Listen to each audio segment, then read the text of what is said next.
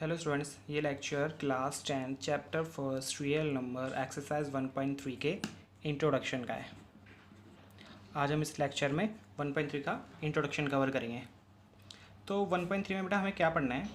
1.3 में हमें irrational number को इरेशनल प्रूफ करके दिखाना है। क्या करना है हमें? इरेशनल नंबर को प्रूफ करके दिखाना है कि एक रैशनल नंबर है वो। जैसे देखो √2 है, आपको पता है √2 एक रैशनल नंबर होता है, लेकिन अब इसको आपको क्या करना है? प्रूफ करके दिखाना है। ठीक है। अब अगर आप कुछ बच्चों को याद नहीं होगा कि रैशनल नंबर क्या थे, हमने 9th क्लास में पढ़ा था इनके बारे में, है ना? तो याद नहीं तो जब भी मैं एक बार आपको याद दिला दूँ तो थोड़ा जल्दी थोड़ा करा के मैं रैशनल नंबर आपको याद दिला देता हूँ। रैशनल नंबर क्या होते थे बेटा? जैसे हम PYQ फॉर्म में नहीं लिख सकते,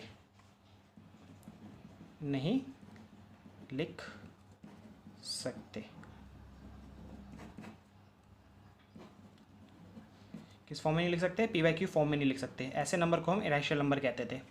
इससे एग्जांपल्स क्या थे? अगर रूट में नॉट परफेक्ट स्क्वायर नंबर लिखा है तो ऐसे नंबर को हम इरेशनल नंबर कहते थे। जैसे एग्जांपल √3, √5, √7, ऐसी बहुत सारे होते हैं। √4 है, 4 जो है एक परफेक्ट स्क्वायर है। कैसे पहचानते थे परफेक्ट स्क्वायर को? ऐसा नंबर, जैसे देखो 2 × 2 4 आ रहा है ना, एक सेम नंबर को मल्टीप्लाई करके वो नंबर है, ऐसे नंबर को हम परफेक्ट स्क्वायर कहते हैं। जैसे 3 × 3 = 9, तो 9 एक परफेक्ट स्क्वायर है। 4 × 4 = 16, 16 एक परफेक्ट स्क्वायर है। 25 का परफेक्ट स्क्वायर इसी तरह क्या हुआ? 5, क्योंकि 5 × 5 कितना होता है? 25 होता है। तो इनको हम परफेक्ट स्क्वायर कहते हैं। जैसे 3 है, ऐसे कौन से नंबर है जिसको दोबारा उसी नंबर से मल्टीप्लाई करके 3 आए? नहीं है ना कोई नंबर, तो इसलिए वो क्या है? नॉट परफेक्ट स्क्वायर नंबर है। तो इन्हीं को हम क्या कहते थे? इरेशनल नंबर्स कहते थे। ठीक है। अब हमें ये प्रूफ करने के लिए एक चीज़ और पढ़नी है। थ्योरम है आपकी बुक की है, क्या कहते हैं ये theorem? Let P be a prime number. एक P है, एक प्राइम नंबर है। ठीक है। अगर if P divide A square, P divides A square, then P divide A, where A is an integer। P एक प्राइम नंबर है, तो अगर A स्क्वायर P से डिवाइड हो जा रहा है तो A भी P से डिवाइड हो जाएगा। Where A is any integer, और यहाँ पर A क्या है? कोई भी एक एनी इंटीजर है। अब बात आती है कि सर प्राइम नंबर और इंटीजर्स क्या होते हैं? ये भी मैंने इंट्रो की वीडियो में बता रखा है, जब भी एक बार देख लो आप। प्राइम नंबर क्या होते हैं? जो 1 से और खुद से डिवाइड हो जाए, इटसेल्फ।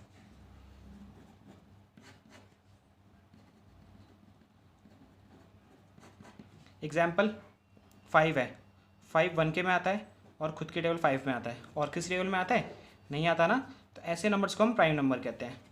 अगर 6 है, देखो 1 के में आ रहा है, 2 के में आ रहा है, 3 के में आ रहा है और खुद के 6 में आ रहा है ना? देखो 1 के में आ रहा है, खुद के में भी आ रहा है, लेकिन और किसी टेबल में भी तो आ रहा है ना, तो ऐसे नंबर को हम प्राइम नंबर नहीं कहते। ठीक है। तो ये होते हैं बेटा प्राइम नंबर। और बात आती है इंटीजर्स। इंटीजर्स बेटा क्या होते थे? जैसे आपकी नंबर लाइन है ना, ये 0 1 2 3 -1 -2, ये सारे नंबर्स होते हैं ना, 1 2 3 4 up to infinity, -1 -2 -3 up to infinity, और ये 0, ये सारे के सारे नंबर क्या कहलाते थे? इंटीजर्स कहलाते हैं। ठीक है। अब देखो अपनी थ्योरम पे आते हैं। P डिवाइड A स्क्वायर, मान लो 2 एक मैंने प्राइम नंबर लिया जो 100 को डिवाइड कर रहा है। 100 जो है डिवाइड हो रहा है किससे? 2 से हो रहा है ना, 50 बार में कट जाता है। अगर मैं 100 को 10 का स्क्वायर भी तो बोल सकता हूँ, है ना? तो आप इसके अंदर एक चीज़ ऑब्जर्व करोगे कि अगर ये स्क्वायर है, अगर स्क्वायर हटा दूँ तो क्या बचा? 10। तो देखो 10 जो है 2 से डिवाइड हो जाएगा, 2 डिवाइड बाई 10 करेंगे तो कितना आएगा? 5 आ रहा है ना? तो इसी तरह बेटा देखो P डिवाइड A स्क्वायर, जो एक A स्क्वायर नंबर है ना, वो डिवाइड हो रहा है P से, तो इस वजह से A भी जो होगा P से डिवाइड हो जाएगा। ठीक है। जैसे हमने एक एग्जांपल लिया बेटा, एक एग्जांपल और ले लेते हैं। जैसे देखो 3 डिवाइड्स 15 का स्क्वायर, या 2 to 5, 2 to 5 है, 3 से डिवाइड हो रहा है ना, तो इसका मतलब क्या होगा 3 डिवाइड्स 15 से भी होगा, 15 जो है 3 से भी डिवाइड हो जाएगा। ठीक है, अब बेटा एक क्वेश्चन करते हैं कि इरेशनल नंबर को कैसे रैशनल नंबर करते हैं ना। जैसे मान लो एक क्वेश्चन है आपका √2, इसको प्रूफ करके दिखाना है कि एक रैशनल नंबर है, ये प्रूफ करना है हमें इसे, है ना। तो देखो कैसे करेंगे। सबसे पहले आपको क्या करना है बेटा, √2 का एक रैशनल नंबर मान लोगे। √2 इज रैशनल नंबर। आप सोचोगे सर हम क्यों मान लें, है ना, लेकिन बेटा कोई भी क्वेश्चन करने का एक फॉर्मेट होता है ना, तो हमें उसे पूरी तरीके से उसी को अपनाना होता है। तो हम इसलिए पहले क्या कर रहे हैं, √2 को एक रैशनल नंबर मान रहे हैं। तो √2 को मैंने एक रैशनल नंबर माना, और रैशनल नंबर क्या होता है, जो p/q फॉर्म में होता है। तो √2 किसके इक्वल होगा बेटा, p/q के। बट यहाँ लिखना where p and q is coprime. But यहाँ पे क्या होंगे बेटा, p एंड q कैसे नंबर है, एक को प्राइम नंबर है ना। को प्राइम क्या होते हैं, ऐसे दो नंबर जिनका ओनली कॉमन फैक्टर 1 हो। कॉमन फैक्टर क्या हो बेटा, ओनली 1 हो। जैसे मान लो 5 है और 7 है, ये 1 के टेबल में आता है और 5 के टेबल में आता है, ये 1 के में आता है और ये 7 के में आता है, और किस टेबल में तो आता नहीं है ना। तो देखो इन दोनों में कॉमन क्या है, 1 ही कॉमन है ना, और कुछ तो नहीं है। तो इसका मतलब 5 और 7 कैसे नंबर हो गए, को प्राइम नंबर हो गए। तो यहाँ पर p और q वही नंबर्स हैं। चलिए अब आगे क्या करना होता है आपको, इसके बाद आपको करना है बेटा क्रॉस मल्टीप्लाई। जो मैं स्टेप बता रहा हूँ ना, उसी पैटर्न में आपको भी चलना है। अब मैं इसके बाद कर रहा हूँ क्रॉस मल्टीप्लाई। तो क्रॉस मल्टीप्लाई करूँगा तो देखो क्या होगा, p1 + p, इसको √2 को q से करूँगा तो √2q। देन आपको करना है बेटा both side square, both side square. p का स्क्वायर हो जाएगा ये, और इसका स्क्वायर हो जाएगा √2 का होल स्क्वायर हो गया ये। p का स्क्वायर तो p स्क्वायर, √2 का स्क्वायर 2, और q स्क्वायर का q स्क्वायर। √2 × √2 पता है ना क्या होता है, 2। अगर सेम रूट के नंबर मल्टीप्लाई होते थे वो रूट का नंबर बाहर निकल के आ जाता है। तो आगे बेटा p² = 2q स्क्वायर। देखो ज़रा, p स्क्वायर नीचे आएगा उसके डिवाइड में 2, है ना। तो इसका मतलब p स्क्वायर जो नंबर है वो डिवाइड हो रहा है किससे, 2 से। p स्क्वायर जो नंबर है वो डिवाइड हो रहा है किससे, 2 से। और अभी हमने एक थ्योरम पढ़ी, क्या पढ़ी थी, अगर p डिवाइड्स p स्क्वायर हो रहा है, 2 क्या है यहाँ पे, को प्राइम नंबर है ना। तो कोई सॉरी 2 क्या बेटा यहाँ पे प्राइम नंबर है। Prime number divides p square, हमने वहाँ भी पढ़ा था, कोई भी प्राइम नंबर डिवाइड हो रहा है किसी भी नंबर से, कोई भी इंटीजर से, तो क्या होता है 2 डिवाइड्स आल्सो p, मतलब उसका स्क्वायर हटा दो तो उससे भी वो डिवाइड होगा, देयरफॉर। ठीक है, अब देखो इसके बाद बेटा आपका नेक्स्ट स्टेप क्या करना है, आपको जो आपको प्रूफ करना है, √2 था ना, तो आपको करना है p की वैल्यू पुट करनी है 2c। यहाँ पे √2 था इसलिए मैंने 2c लिखा, अगर √3 होता तो मैं क्या लिखता 3c, अगर √5 होता तो मैं क्या लिखता p की वैल्यू 5c। तो पुट करेंगे, सॉरी लेट p = बेटा 2c। अब p = 2c और मैंने इस इक्वेशन को मान ले रहा हूँ बेटा फर्स्ट। आपको अब क्या करना है, put p = 2c in equation first. p की वैल्यू आपको फर्स्ट इक्वेशन में पुट कर देनी है। तो देखो p की वैल्यू इसके अंदर पुट करूँगा तो क्या होगा, ये 2c का होल स्क्वायर, और इक्वल में लिखा हुआ बेटा 2q का होल स्क्वायर। 2c का स्क्वायर 2 का स्क्वायर 4, c का स्क्वायर c स्क्वायर रहेगा, और ये 2q square as it is. 2 से देखो ये 4 कैंसिल, 2 बार में क्या होता है ना बेटा, एक्चुअली बीच में इक्वल का साइन है और आमने सामने नंबर क्या होते हैं फिर कैंसिल आउट हो जाते हैं। ऐसा क्यों होता है, 2 मल्टीप्लाई में इसके नीचे वो डिवाइड में आएगा, जब भी तो कैंसिल ही होना होता है, तो हम यहाँ से हम डायरेक्टली ऐसे काट भी सकते हैं उसको। ठीक है, तो बेटा हमारा क्या बचा फिर, 2c स्क्वायर और q स्क्वायर। अब देखो 2 इसके नीचे आएगा, इसका मतलब q स्क्वायर जो भी नंबर है वो 2 से डिवाइड हो रहा है ना, तो उसका मतलब क्या लगेगा, 2 divides q square. Bye theorem अभी जो हमने पढ़ी थी इससे पहले, 2 डिवाइड्स आल्सो q। ठीक है, अब देखो हमने p और q को माना था को प्राइम। को प्राइम का मतलब पी और क्यू के दोनों कॉमन फैक्टर क्या होने चाहिए थे 1। लेकिन जो हमने ये प्रोसेस करा, जो हमने प्रूफ कर रहे थे इसको, उससे क्या पता चला कि पी का एक फैक्टर और है 2 और क्यू का भी एक फैक्टर है 2। ऐसा क्यों हो रहा है? कुछ ना कुछ रीज़न होगा ना। ऐसा इसलिए हो रहा है क्योंकि बेटा जो हमने एज्यूम करा था, लैट करा था कि √2 एक रैशनल नंबर है, वो गलत है। तो इसका मतलब क्या हुआ? √2 एक इरेशनल नंबर। तो इस तरह ये प्रूव हुआ। ठीक है। अब ये कहोगे सर ये तो कुछ भी कर रहे हो, है ना, लेकिन बेटा एक्चुअल में इसका यही रीज़न है। इसलिए थोड़ा सा बच्चे ना इसके अंदर कंफ्यूज हो जाते हैं बच्चे इस एक्सरसाइज को करते वक्त। तो देखो आपको क्या लिखना है यहाँ पे, क्वेश्चन यहाँ से खत्म है, आपको कुछ लाइंस लिखनी है आपको, जो मैंने अभी आपको समझाई है। क्या लिखना है आपको? Therefore P and Q at least 2 has a common factor, है ना। P और Q का एक 2 क्या है? कॉमन फैक्टर है। बट this contradict fact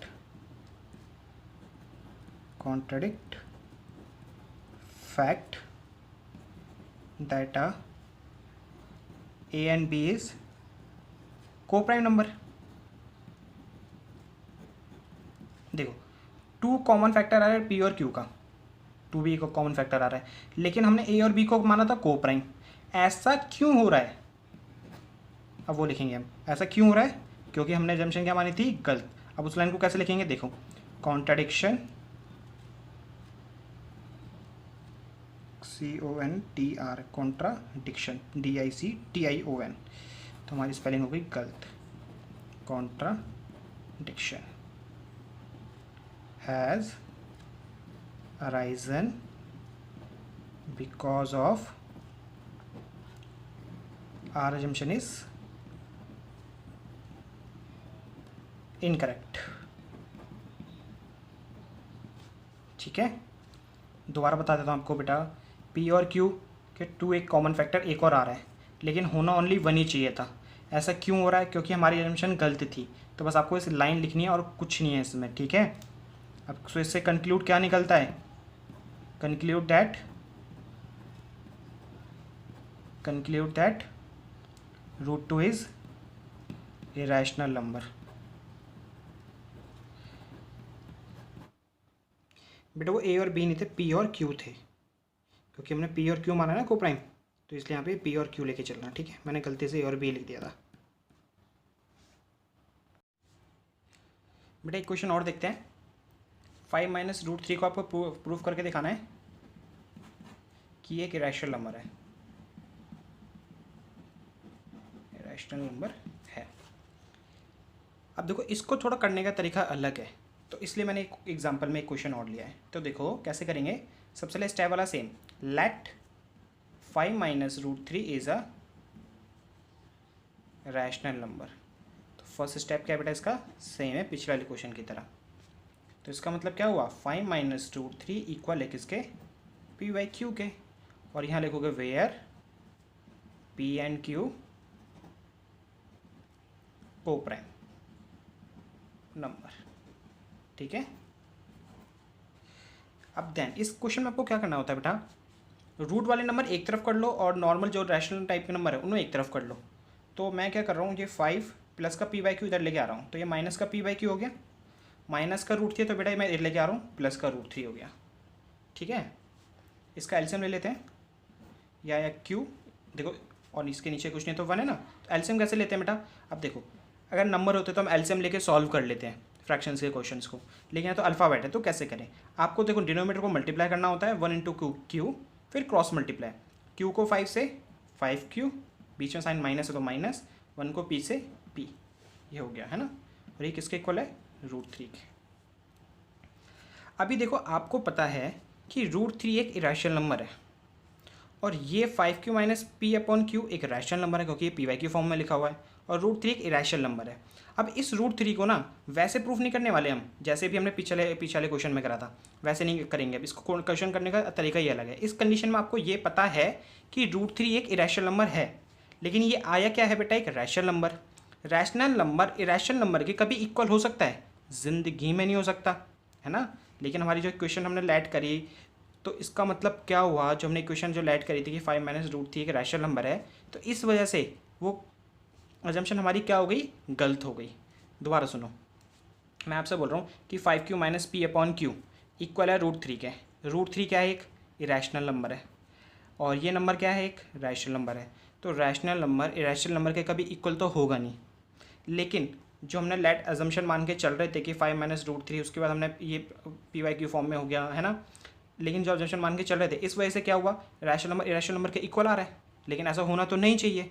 ऐसा क्यों आ रहा है, क्योंकि हमारी अजम्पशंस क्या थी बेटा, गलत थी, इसलिए ऐसा आ रहा है। तो ये इसका रीज़न है ना। अब देखो लिखना है बस लाइन, क्वेश्चन ही खत्म है आपका। क्या लिखना है अब उसको देख लो आप। We get 5q minus p upon q is rational number, है ना, एक रैशनल नंबर है। So root three is also rational number, root three is also rational number, है ना। But the contradict fact, contradict fact that root 3 is irrational number, but root 3 is irrational number। इस वजह से 5q minus P Q एक rational number है, root three एक irrational number है, लेकिन वो दोनों इक्वल आ रहे हैं, है ना।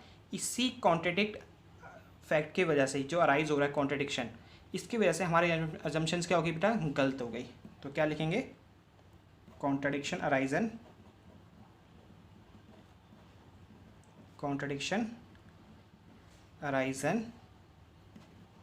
Because of our assumption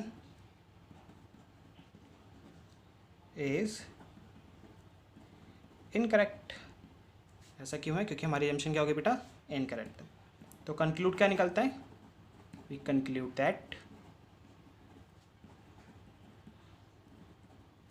5 minus root three is irrational number, क्योंकि हमने उसे माना था रैशनल, assumption गलत हो गई, इसलिए वो क्या बन गया, इरेशनल बन गया। तो ये था बेटा आपका इंट्रो एक्सरसाइज 1.3 का। अब सॉल्यूशन इसकी एक्सरसाइज के हम नेक्स्ट वीडियो में करेंगे।